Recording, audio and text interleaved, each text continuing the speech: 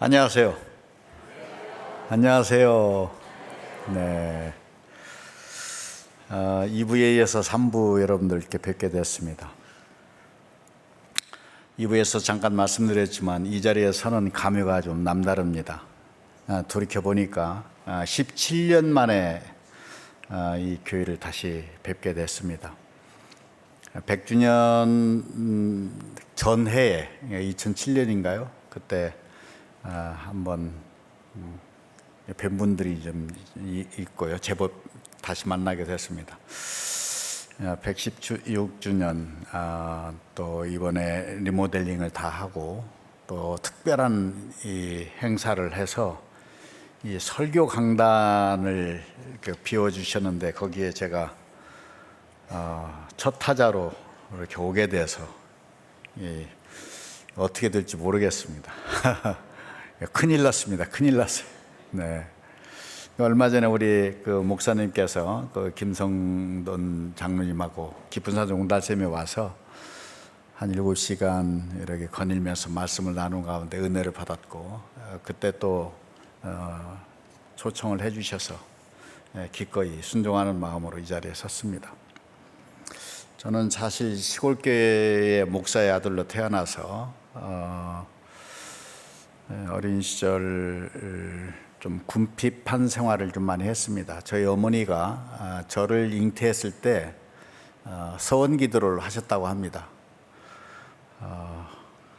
뱃속에 있는 아이를 아들로 주시면 당신의 종으로 키우겠다, 이렇게 서원 기도를 하시고 저를 낳으셨는데, 제가 성장하면서 그 얘기를 아마 골백 번 들었을 거예요.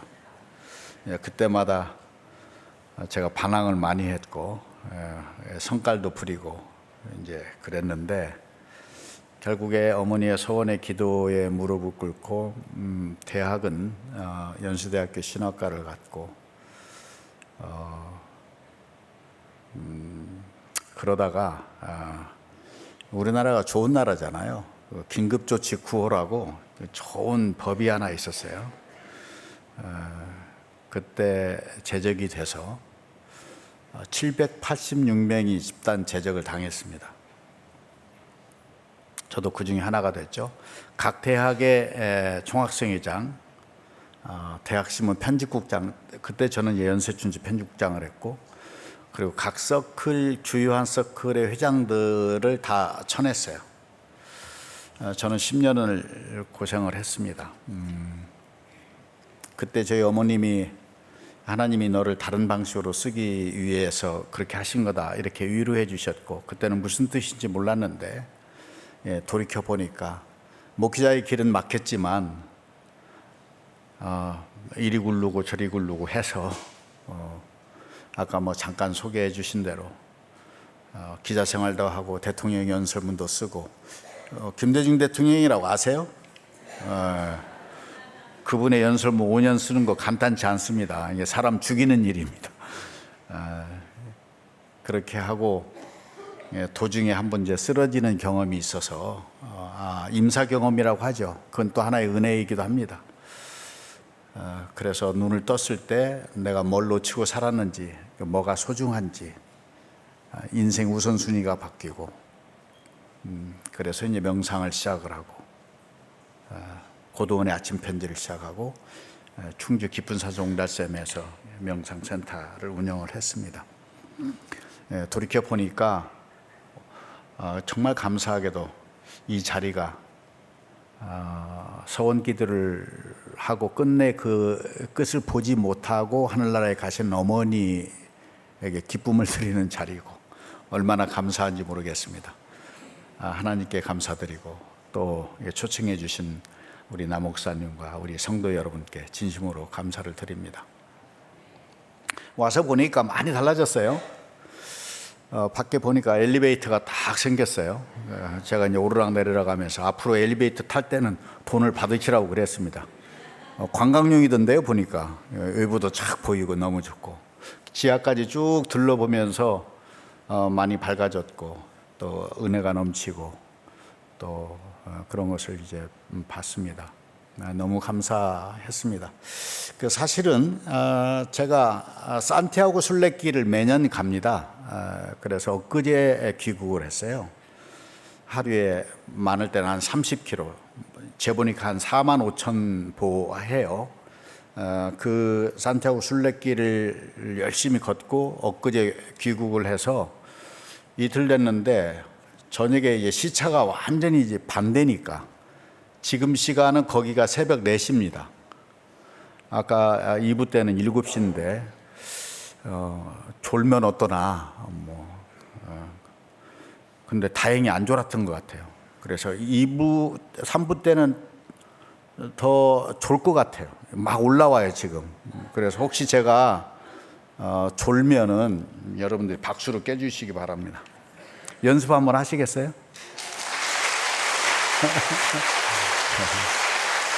그리고 2부 때도 같은 부탁을 드렸는데 저분이 그래도 뭐 좀 유머라고 하려고 하는가 보다 할 때는 뭐 웃어주세요.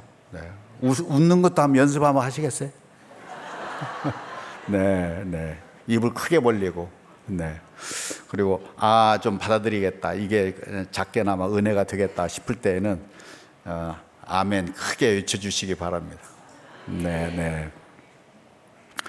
여러분들이 호응을 잘해 주셔서 제가 선물을 하나 드리려고 합니다. 2부 때 앵콜이 나왔어요. 제가 노래를 한 곡 좀 했습니다. 근데 들으시고 앵콜 안 하셔도 돼요. 이제 4분 없으니까. 네. 노래는 하게 된 게 이제 코로나 3년 동안 깊은산 농달샘이 위기였습니다. 지구는 한 80명 되는데 국가 예산을 움직이는 곳이 아니에요. 그런데 3년 문을 닫았잖아요. 뭐 어떻게 되겠어요? 이것을 경영하는 사람 입장에서는 보통 일이 아니죠. 잘 수가 없고 심장이 뭐 칼로 찔리는 것 같고 그런데 그 3년이 저에게는 은혜의 시간이었고 성경을 나중에 말씀드리겠습니다만 성경을 수없이 통독하게 됐고 그리고 성악을 배우게 됐습니다. 그 어려운 구간에 내가 하모니카라도 하나 좀 불면 이 어려운 국면을 내가 넘길 수 있었을 텐데 이 외로움, 고독함, 이 아픔을 넘길 수 있었을 텐데 저는 악기를 다루지 못해요. 그게 늘 아쉽습니다. 그래서 너무 부러워요. 아까 우리 바이올리니스트 저한테 사인도 받고 막 했는데 너무 부러워요. 저분은 걱정이 없을 것 같아. 제가 어린 시절에 제일 싼 게 하모니카니까 어머니한테 가서 어머니 저 하까지밖에 못했어요. 너무 궁핍했고 7개의 교회를 개척하시고 흙벽돌 지어가면서 건축하고 나면 또 분란이 생기면 그것도 싫으니까 또 이제 이동하시고 저는 이사를 많이 다녔어요. 그래 끝내 하모니카를 못 배웠는데 우리 충주의 이정자 선생님이라고 저보다 조금 나이 더 드신 아주 좋으신 그 성악가 분이 저를 보고 사람 몸통이 악기랍니다. 그래서 제가 가르쳐 드리겠다고. 그래서 제가 한 1년 반 배웠어요. 그렇게 제법 배운 거예요, 지금.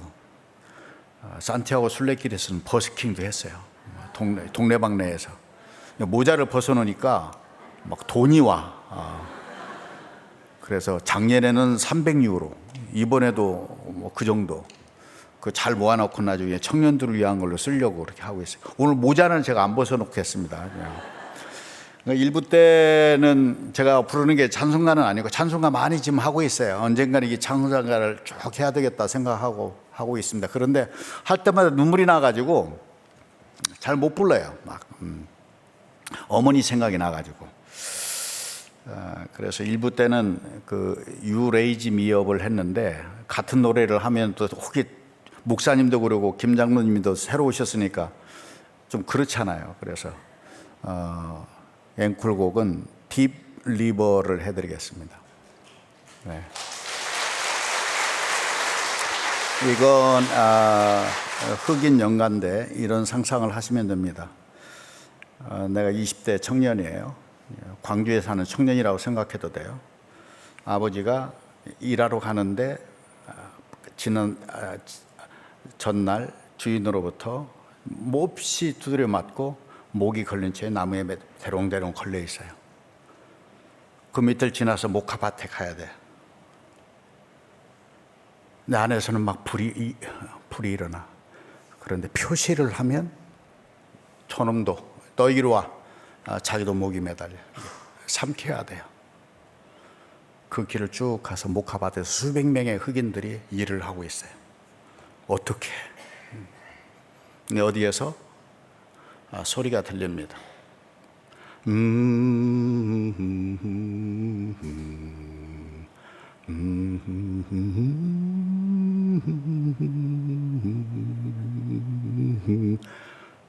한이 담기지 않아요. 노래 속에 한이 담기면 또 잡히니까. 한 사람이 부르니까 쫙 보니 흑인 연가 가운데서 가장 유명한 것이 이 딥리버입니다. 근데 아직은 초짜라서 부르려면 좀 심장이 콩당콩당 뜁니다. 여러분들 박수를 세게 쳐야 돼요.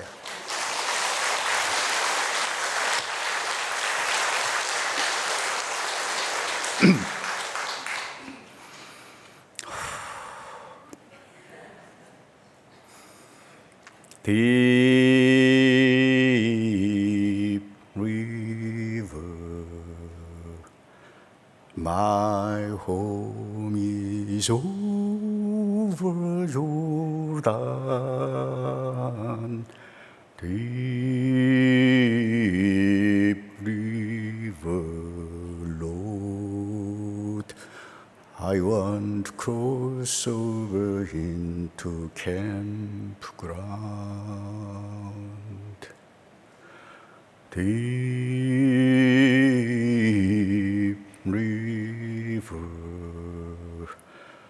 my home is over Jordan. Deep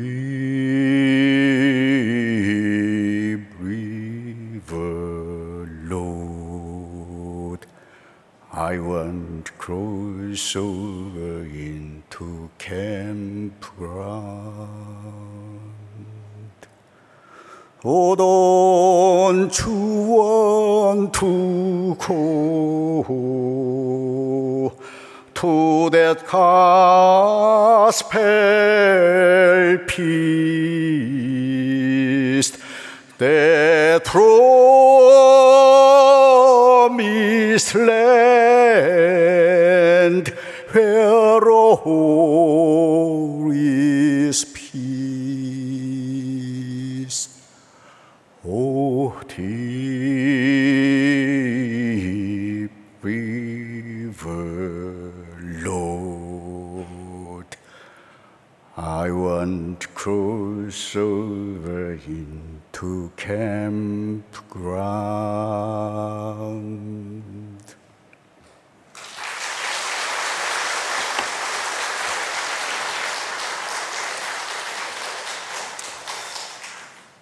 이틀 사실은 이제 밤에 잠을 못 잤어요. 시차 극복이. 나이가 들면 이 시차 극복이 좀 늦어진대요. 오늘 새벽 4시 반에 출발해서 여기 왔습니다. 거의 밤을 새다시피 하면서 요즘에 제가 챗 GPT를 갖고 놀고 있어요. 여러분들 이거 꼭 공부하셔야 돼요. 세상이 바뀌고 있어요. 엄청난 이 패러다임이 쓰나미처럼 이제 이 시프트, 컨버전이라고 하죠. 오고 있는 거예요. 그래서 나이 드신 분들도 꼭 한번 관심 있게 보시기 바랍니다. 그래서 챗 GPT를 갖고 제가 놀았어요, 밤에. 그래서 제 GPT한테 물었어요. 어제 우리 고등원의 아침 편지가 월요일부터 금요일까지는 제가 읽은 책의 한 구절을 소개하고 저의 코멘트를 단 한 30초 만에 읽을 수 있는 글인데, 토요일은 세상에서 가장 짧은 시, 갓잡시를 소개하는 날이에요. 어제 갓잡시가 제목이 한강이었어요. 한강 아시죠? 네. 그래서 이렇게 썼어요. 아름답고 슬픈 희망의 젖줄, 이렇게 썼어요. 이게 어제 보낸 아침 편지 갓잡시예요. 그거 해석 좀 해줘, 이렇게 보냈어요. 어떻게 했을까요, 얘가? 제가 그걸 읽어드리겠습니다.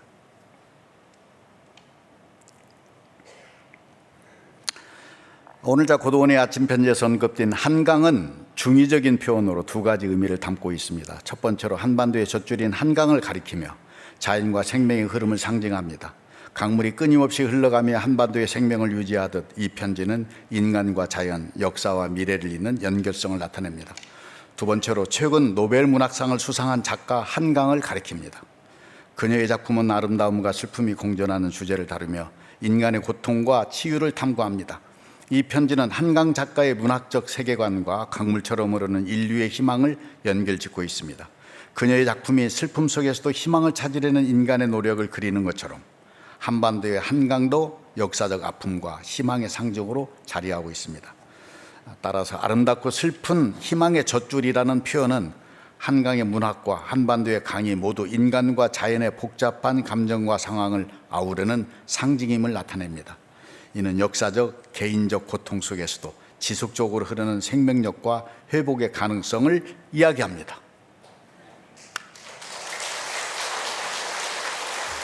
이런 세상. 그 짧은 시 하나를 놓고 기계가, 인공지능이 이렇게 분석하고 있는 거예요. 수많은 직업들이 사라질 것입니다. 세상이 변화할 거예요. 교육이 바뀌지 않으면 안 됩니다.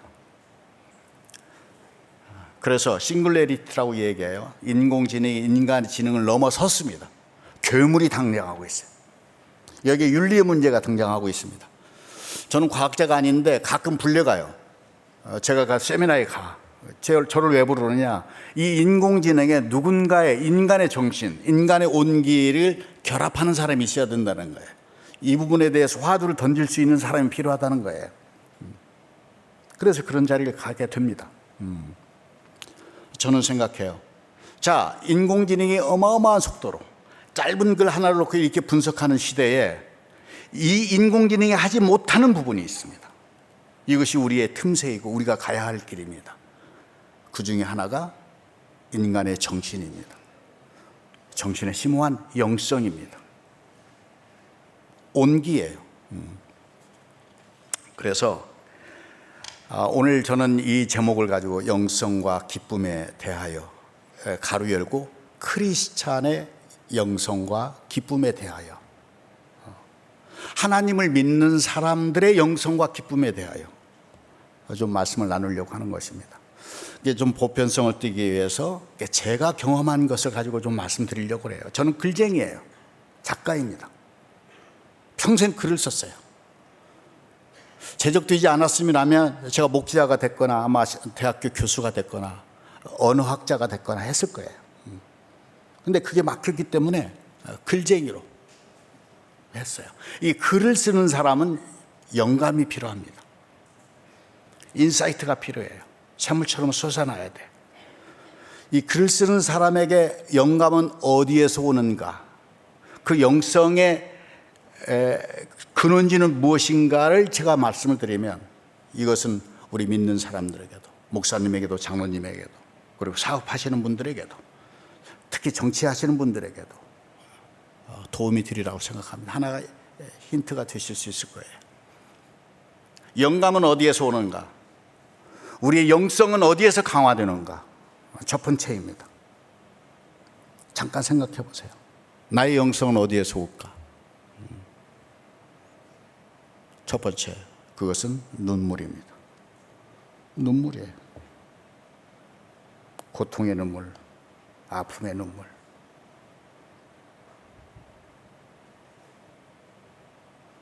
더러는 기쁨의 눈물이 있습니다. 더러는 용서하고 화해하고 사랑하고 감사하고 하면서 흘리는 눈물이 있습니다. 그것이 우리의 영성을 강화합니다. 80년 5월에 광주에 눈물이 있었습니다. 그 눈물은 사라질 뻔했습니다. 그런데 그 광주의 눈물에서 영감을 얻은 한강이라는 작가가 소년이 온다는 책을 썼습니다. 읽을 수가 없어. 못 읽겠어. 너무 아파. 너무 잔인해. 이 한 줄을 쓰기 위해서 한강 작가는 몇 시간을 울고 썼다는 거예요. 눈물의 책. 그리고 마침내 노벨 문학상을 받았습니다. 이것은 사건입니다. 획기적인 일이에요. 광주에서 흘렸던 수많은 아버지 어머니들의 눈물이 한 방울도 흐트러지지 않고 그대로 남아서 한승원의 딸 한강이라는 작가를 통해서 그의 영감을 통해서 그의 붓끝을 통해서 글로 표현이 되고 이것이 이 시대에 우리에게 자긍심을 허락하는 기쁨의 빛으로 젖줄로 다가온 것입니다. 우리의 영성을 강화하는 우리의 영감을 주는 최고의 눈물은 기도의 눈물입니다. 기도하면서 흘리는 눈물. 저는 이렇게 믿어요. 자, 한강 작가가 노벨 문학상을 탄 것은 그의 영감과 그의 표현력과 그 아버지의 말에 따르면 섬세하고 아름답고 슬프다 이렇게 말했어요. 그런 솜씨도 있지만 사실은 이 나주교회 성도 여러분들, 광주에 사는 수많은 아버지 어머니의 기도의 눈물이 있었기 때문에 그 눈물의 기도가 드디어 이제 우리의 기쁨의 선물로 다가온 것이다. 이것은 멀리 갈 것 없습니다. 저에게도 마찬가지예요.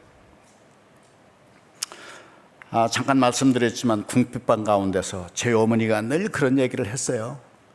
도원아 이 엄마 가슴이 수검장이 가득하다. 다 들어가는 거예요.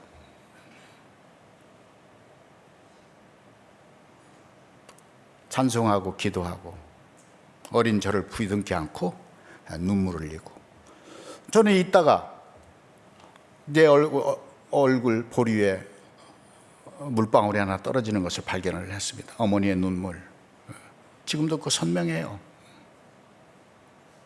그 눈물이 이 아들의 영혼의 우물에 그대로 고여서 하나도 되지 않고 고여 있다가 고도원의 아침 편지를 시작한 지가 23년 됐습니다. 매일 이 아침 편지를 쓴다는 것은 쉬운 일이 아니에요. 글 쓴다는 것은 피 팔아먹는 일이라고 얘기를 합니다. 많은 사람들이 그래요. 어떻게 그렇겠습니까? 매일매일. 하루도 그러지 않고. 힘드시죠? 힘들죠. 근데 저에게는 이렇게 대답할 수 있어요. 힘들지 않습니다. 저 쉽습니다. 왜? 어머니가 흘린 눈물, 기도방울, 그것이 내 영혼의 우물에 그대로 고여 있다가 매일 한 방울씩 퍼드리는 것입니다.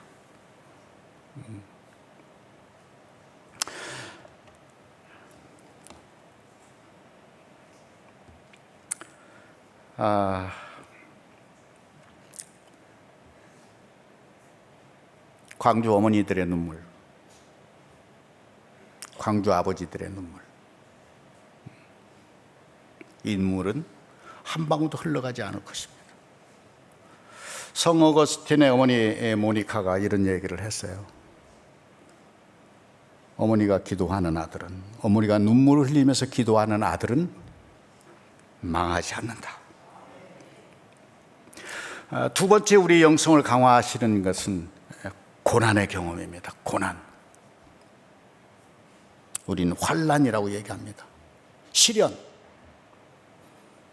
절망의 계곡, 낙심,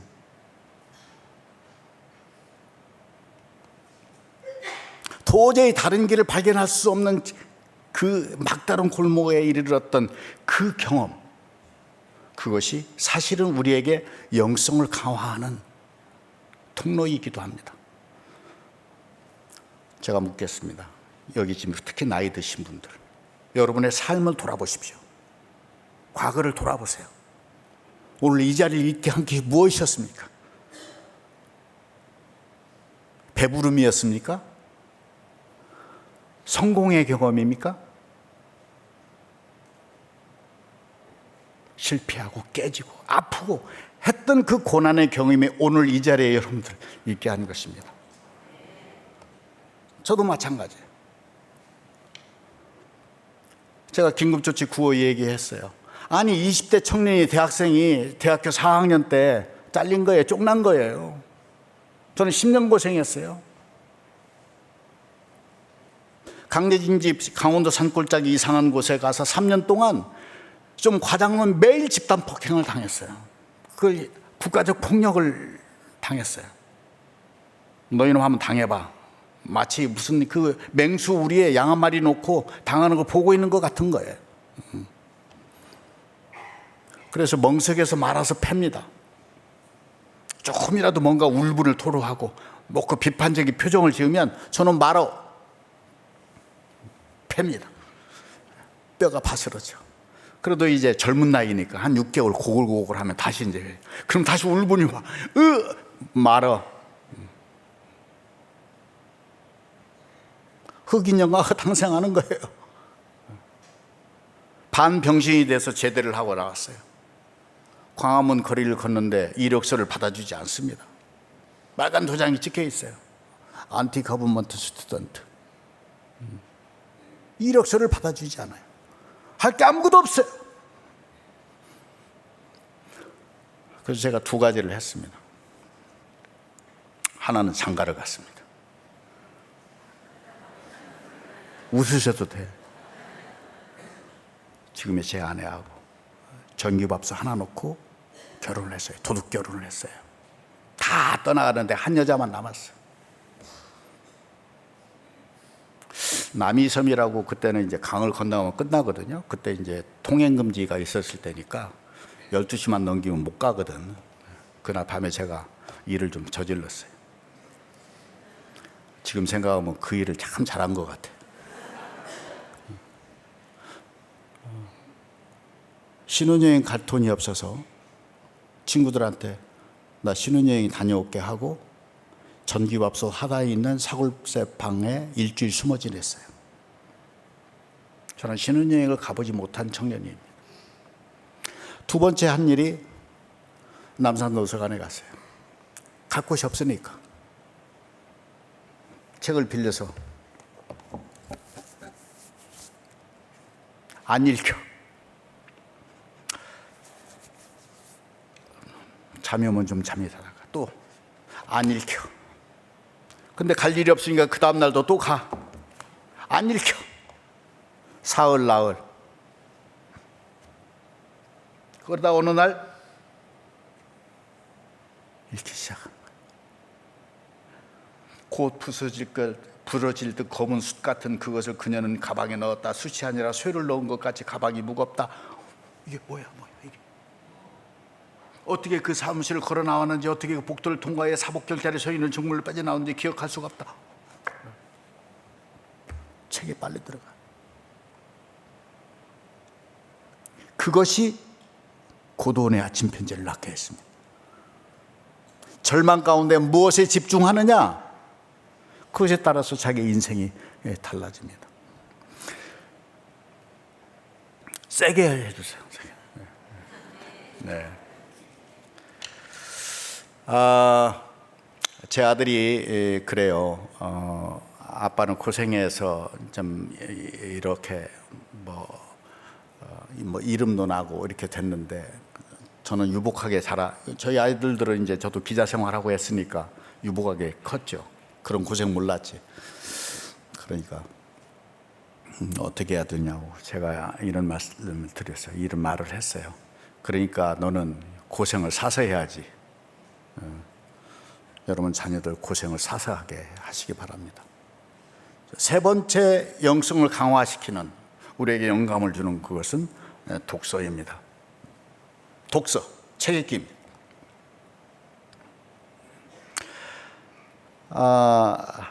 지금 우리나라가 책을 읽고 있지 않습니다. 특히 청년들이 읽고 있지 않아요. 큰일 났어요. 제일 많이 읽는 나라가 그래도 미국입니다. 한 달에 한 사람이 6.6권 읽습니다. 일본이 2위예요. 6.1권 읽습니다.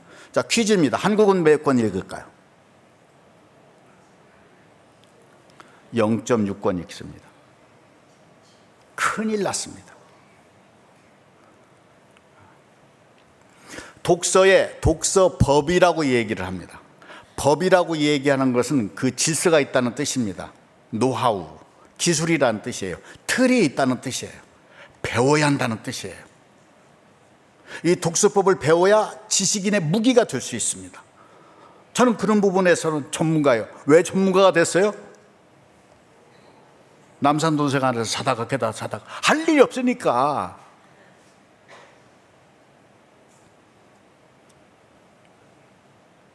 그래서 이 독서법을 가지고 학교를 세우고 천권독서 국민운동을 시작을 했습니다.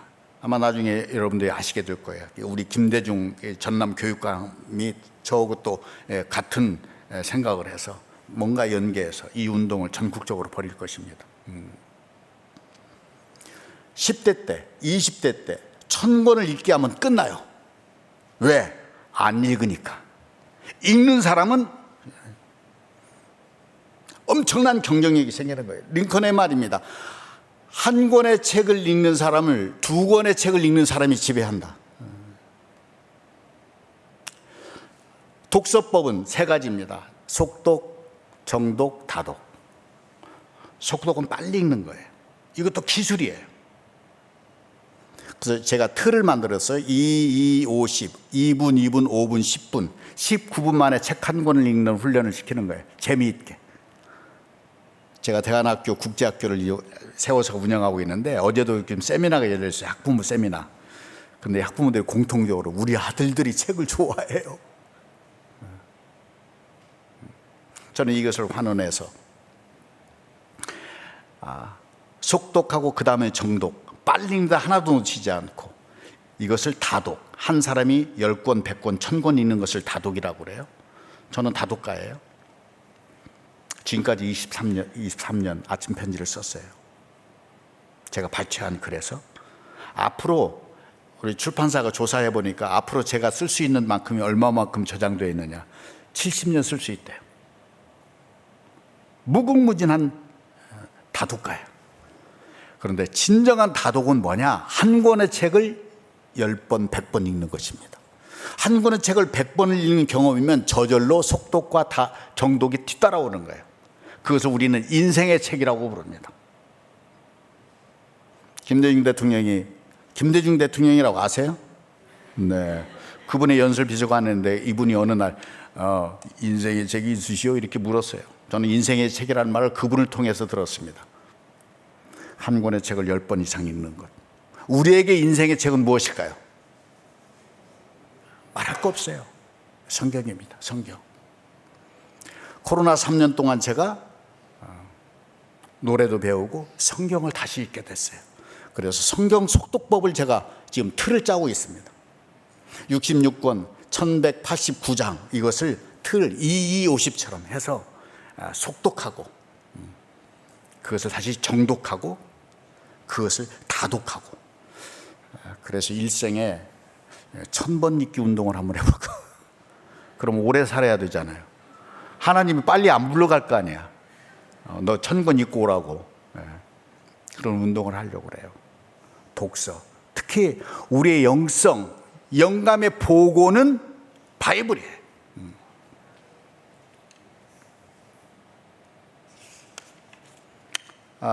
네 번째 영감을 주는 통로는 명상입니다. 메디테이션입니다. 기독교가 이것을 약간 요즘은 많이 달라져 있습니다만은 좀 배척하고 있어요. 이거 큰일 난 일입니다. 제가 20년 전에 명상센터를 세운다고 하니까 우리 교단에서도 뭐 이런저런 얘기가 있었어요. 근데 지금은 대형교회 목사님들이 오시고 우리 특히 또 우리 김성돈 장로님은 오래전부터 이렇게 해주고 예전에 우리 이 광주 쪽에 있는 이 장로님들 부부들 이렇게 오시고 이렇게 했어요. 조금 달라지고 있어요. 지금 기독교를 비롯해서 종교는 지금 차츰차츰 줄어들고 있습니다. 사이즈가 줄어들고 있어요. 그런데 명상 인구는 엄청나게 불어나고 있습니다. 이것은 황금어장이에요. 그 명상을 하고자 하는 사람은 기본적으로 자기 영성을 키우고 싶어 하는 사람들이에요. 마음의 평화와 고요를 찾으려고 하는 사람이에요. 부정적인 것을 긍정적으로 바꾸려고 노력하는 사람들이에요. 호흡에 집중하는 사람들이에요. 이걸 왜 놓치느냐? 왜? 지금 이 명상의 이 황금어장을 지금 불교계는 그물을 던지고 있어요. 거의 다 포획하고 있어요. 어떤 분은 이제 험한 말로 그 황금어장에 불교는 빨대를 대고 빨고 있다 이렇게 얘기하고 있어요. 근데 기독교는 어떻게 해요? 아직도 거리를 두고 있어요. 이거에 대한 깨우침이 필요하다고 생각해요. 명상은 마인드풀리스 메디테이션이라고 그럽니다. 마인드풀리스. 그것을 마음 챙김으로 해서 각 기업에서 온갖 곳에서 하고 있어요. 확산되고 있어요. 저는 기쁨 명상을 연구하고 있습니다. 조이풀리스 메디테이션. 오늘 성경 구절도 거기에서 딴 것입니다. 뒤에 제가 말씀드릴 거예요. 성령의 9가지 열매의 상층부가 뭐예요? 희락이에요. 희락. 영어로 조이.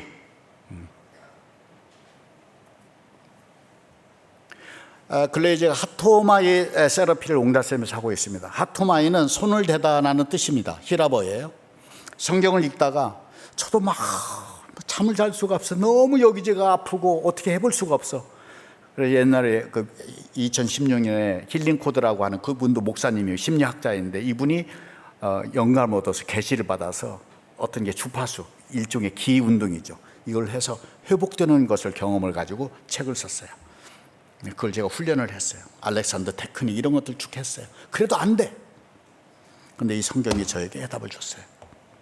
예수님이 손을 대니 12년 혈류병에 걸린 여인이 낫고, 예수님이 손을 대니 눈먼 자가 눈을 뜨고, 예수님이 손을 대니 심지어 죽은 자가 살아나고, 한 여인이 믿음을 가지고 예수님의 옷자락에 손을 대니 치유함을 얻고, 그 손을 대니가 하토마이예요. 이거다. 이것을 프로그램으로 만들어서 6번 진행을 했어요. 놀라운 일들이 벌어지고 있어요. 저는 이것을 디바인 에너지라고 그랬어요. 성스러운 에너지. 그래서 어머니의 손은 중성의 손이다. 여자의 손이 아니야. 엄마가 아들 보면서 이 남성이 이렇게 생각하지 않아. 어머니의 손은 중성의 손이야. 중성의 손은 천사의 손이야. 그게 하나님의 손이야. 그러려면 정화해야 돼. 정화는 뭘로 해? 털고 호흡하고 기도하고 어머니의 마음으로. 이것을 프로그램으로 만든 거예요.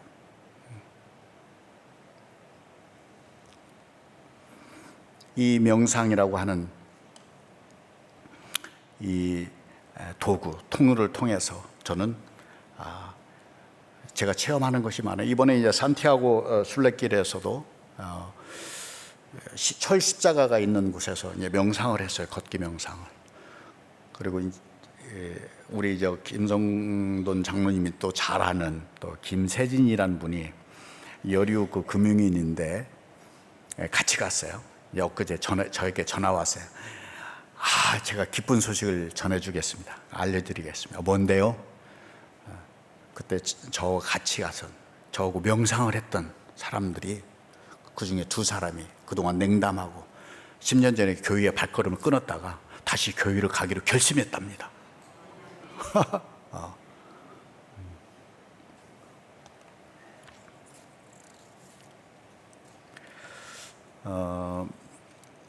파킨슨 병에 걸린 분이 오셨어요. 같이 걸었어요. 15년 된 분이에요. 5년 동안 두무물출했대요. 왜냐하면 다른 사람들 시선이 너무 안 좋아서. 이렇게 걷잖아요. 이렇게 질질질질. 그렇게 오셨어. 이렇게 힘을 들였죠. 같이 걸으십시다. 이분이 다 걸었어요. 마지막 30km까지. 처음에는 이렇게 걸었는데 나중에는 보폭이 좀 달라져요. 이 걷기가 집념을 가지고 걷는 것이 엄청난 거구나. 이분이 어느 날 저한테 좀 마이크를 좀 주세요. 하고 싶은 말이 있습니다. 그래요. 이동 시간에 버스에서 마이크를 드렸어요. 이분이 얘기하는 거예요. 파킨슨은 왜 걸리는가? 도파민 부족에서 온대요. 도파민이 어디에서 오죠? 어머니의 품에 있을 때, 기쁠 때. 우리 어머님들은 이제 산고의 고통을 얘기하잖아요. 그때 도파민하고 옥시토신이 그냥 폭포수처럼 쏟아지는 거예요. 고통인데 거기 하나님은 도파민을 주시는 거예요. 옥시토신을 주시는 거예요. 이게 결함되면 어디로 가? 파킨슨으로 가는 거예요. 행복 호르몬.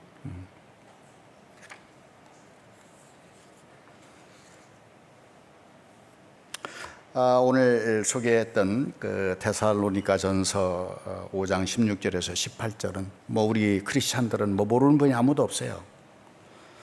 근데 이것은 특별한 배경이 있습니다. 데살로니가는 그리스의 위쪽에 있어요. 마케도니아, 알렉산더가 났던 곳.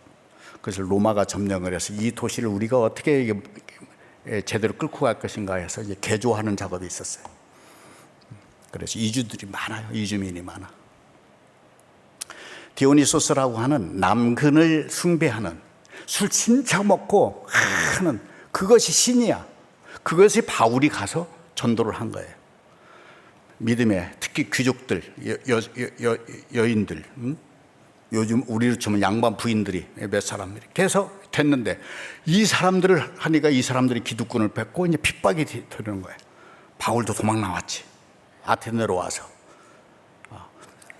서신 중에 맨 먼저 쓴 것이 기원 후 한 40년 맨 처음 쓴 것으로 알려진 것이 데살로니가전서예요. 디모데를 통해서 이곳에 서신을 보내는 거예요. 너희들이 지금 엄청난 핍박을 받고 있어. 목배에 이미 하고 다 뺏기고 예수를 믿는다고 하는 이유 때문에 오도 가도 못해. 환난 중이야. 그런데 바울이 얘기하는 거예요. 항상 기뻐라. 하나님이 바울의 입을 통해서 말씀하시는 거예요. 이것은 명령이에요. 명령. 그래도 좋고 저래도 좋다가 아니고 쉬지 말고 기도하라. 어떻게 쉬지 않고 우리가 기도할 수 있나요? 틈틈이 하라는 거예요. 놓치지 말라는 거예요. 시간 나면 하는 것이 아니고 시간 내서라는 거예요. 그것도 명령이라는 거예요. 범사에 감사하라. 범사에 감사는 무엇이죠? 모든 것에 감사하는 것입니다. 도저히 감사할 수 없는 조건이 지금 데살로니가의 교인들에게 가득한데 감사하라는 거야. 5.18 그 차마 읽을 수 없는 그 비참한 잔혹한 현장에서도 예수를 믿는 사람들은 항상 기뻐하고 기도하고 감사하라는 거예요. 이런 넌센스가 어디가 있어요? 근데 그 결과가 어떻게 됐어요? 그 결과가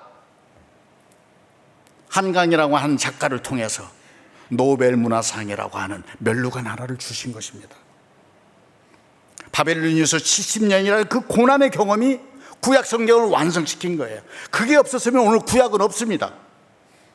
그것이 있었기 때문에 그 문드러진 유대인의 선지자, 귀족들, 뭇 백성들 그 고난이 있었기 때문에 오늘의 구약이 있는 거예요.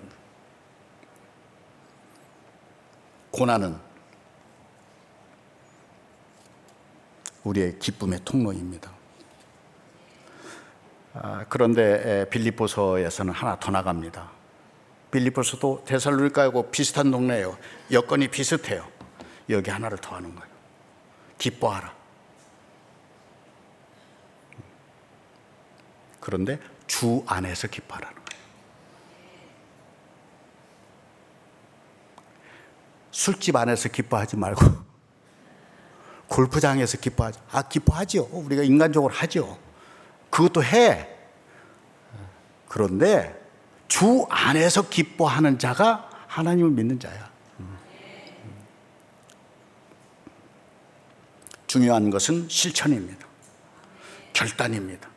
오늘 여러분들에게 결단의 시간이 되시길 바랍니다. 나는 이미 결단했어요. 잘 알아. 결단은 매일 해야 되는 거예요. 매일. 제가 근래 바프라는 걸 찍었어요. 바디 프로필. 운동을 해보니까 미칠 지경이야. 매일매일 결심을 해야 돼. 왜? 힘들거든. 그래서 항상 기뻐하고 쉬지 말고 기도하고 범사에 감사하고, 그것도 주 안에서 하는 일은 매일매일 반복해서 결심하고 결단해야 됩니다. 그것을 우리는 순종이라고 얘기할 수 있는 것이죠. 이것을 생활화할 때, 내 일상 속에 잡아들여서 자나깨나 이것을 몸소 실천하는 사람이 됐을 때 우리의 영성은 더 높아지고 우리의 기쁨은 배가 될 것입니다. 기도하겠습니다. 하나님 아버지, 감사합니다. 오늘 이 나주교회 116년 된 이 오래된 이 교회에서 나 목사님을 비롯한 많은 성도들과 함께 크리스찬의 영성과 기쁨에 대해서 은혜를 나누었습니다.